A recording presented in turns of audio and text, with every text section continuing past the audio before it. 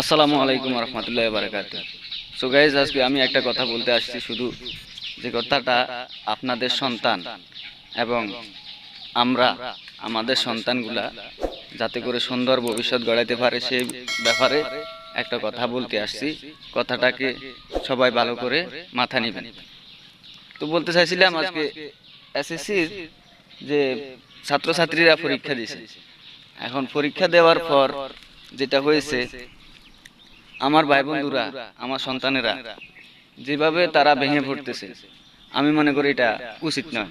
তো আপনারা গার্ডিয়ানেরা যারা রয়েছেন, আমি বলবো আপনাদেরকে, আপনারা আপনাদের সন্তানকে একটু বোঝানোর চেষ্টা করবেন।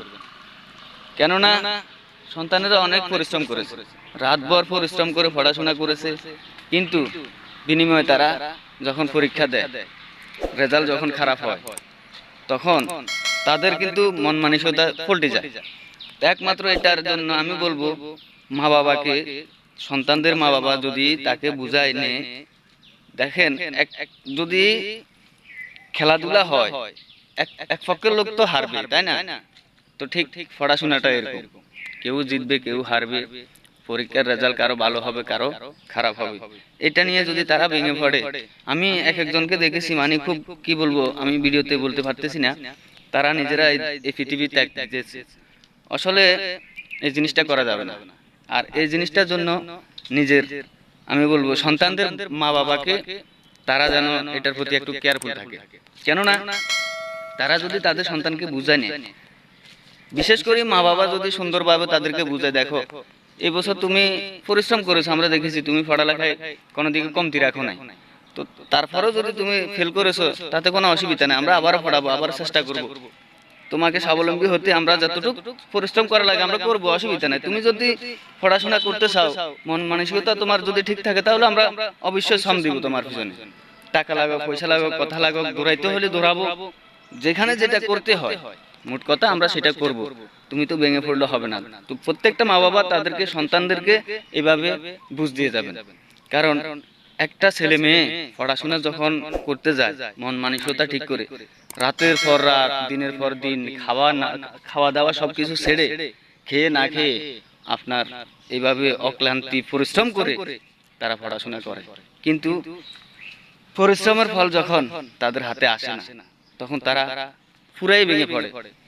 আমি আর কি বলবো, এই জিনিসটা আপনারা বেশি ভালো বুঝেন হয়তো।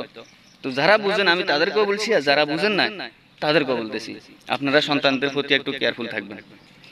এই এসএসসি পরীক্ষাতে কিন্তু অনেক অনেক ছেলে মেয়েরা আমি দেখতেছি ভেঙে পড়েছে, মানে ভিডিওতে সবকিছু বোঝানো যাচ্ছে না বা বলা যাচ্ছে না, আপনারা বুঝে নেবেন। কিন্তু এইভাবে চলতে থাকলে আমাদের ছেলে মেয়েগুলোর কি পরিস্থিতি হবে, একটা বার কি চিন্তা করেছেন? তা আমি বলতেছি ভাই, যারা যারা পরীক্ষা দিচ্ছেন বা দিচ্ছেন, আপনারা সবাই নিয়ন্ত্রণে থাকেন, কষ্ট করেছেন, আপনাদেরকে বলতেছি, আমাদের সন্তানদেরকে বলতেছি, তোমরা পরীক্ষা দিয়েছো, এই বছর পরীক্ষায় ফেল করেছো, কোনো সমস্যা নাই, নিজের উপর নিজের বিশ্বাস রাখো যে আমি পড়ালেখা কমতি রাখিনি, আমি পড়ালেখা করেছি, কিন্তু এখন আমার ভাগ্য খারাপ, আমার পরীক্ষায় রেজাল্টটা আসে নাই। সেটা দিয়ে তোমার মনকে বুঝাও, তুমি সামনের দিকে আরো চেষ্টা করো, স্বাবলম্বী হওয়ার জন্য আরো চেষ্টা করো, আরো পরিশ্রম করো, ইনশাআল্লাহ আমি বলতেছি তুমি একদিন সফলতা পাবে। তো আজকে এই পর্যন্ত বলার ছিল, সবাইকে বলতেছি মনে কষ্ট নেবেন না, আমার কথাবার্তা যদি ভুল ত্রুটি হয়ে থাকে তাহলে অবশ্যই ক্ষমার দৃষ্টিতে দেখবেন। এই বলে বিদায় নিলাম। আসসালামু আলাইকুম ওয়া রাহমাতুল্লাহি ওয়া বারাকাতুহু। তো নয় যেন আগুনের গোলা।